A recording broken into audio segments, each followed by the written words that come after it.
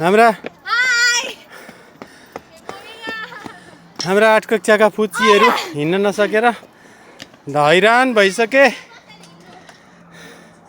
Hello, के छ उकालोको कस्तो अनुभव हुँदैछ? सक्की टेकेर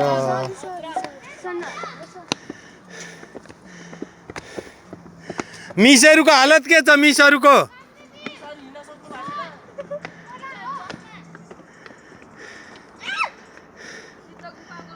के छ? अधिकारी नानी ठिक छैन। दाउरी नानीको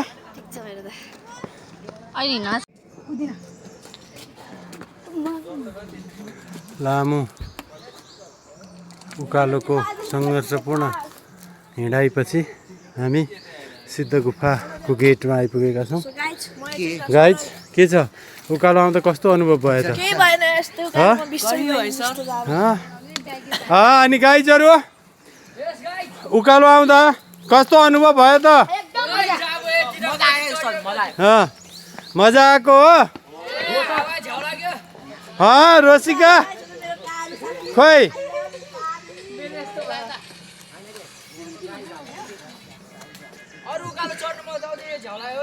दुईटी नानीहरू थकानपूर्ण तरिकाले आउँदैछन्।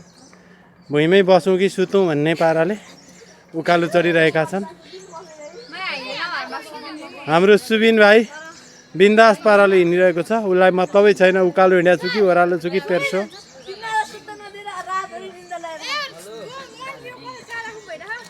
कसैलाई जाडो पनि भागेको छ। एउटा सानो भोटो लाएर हिँडिरहेछन्।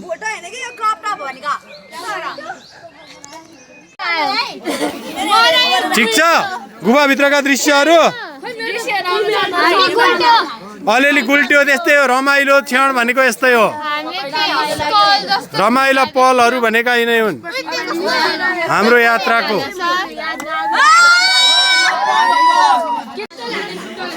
सिद्ध गुफाबाट देखिएको सुन्दर दृश्य।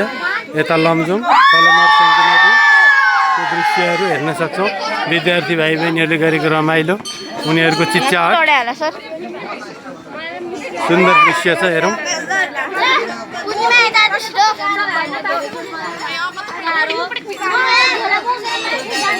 आफ्नो तालमा विद्यार्थीहरू रमाइलो गरिरहेका छन्। ठिक छ। बिहान बिरामी भएर दुखी भएकी श्री त अहिले रमाइरहेकी छ है। आजको सबैभन्दा सन्ध्याको यात्रा एकदम रोचक छ, रमाइलो छ। सुहाना एकदमै डर छेरिरहेछ।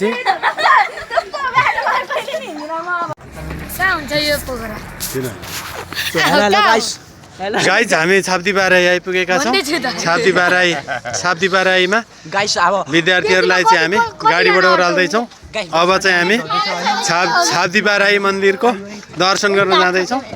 छाप्दीबाराई मन्दिरको दर्शन गर्दाखेरि विशेष गरेर त्यहाँको अनौठो दृश्य हामीले माछाको अवलोकन गर्ने हो। विशेष गरेर हाम्रो प्रतीक्षामा निकै सिरियस हुनु भइसक्यो, निकै गाह्रो भयो जस्तो छ।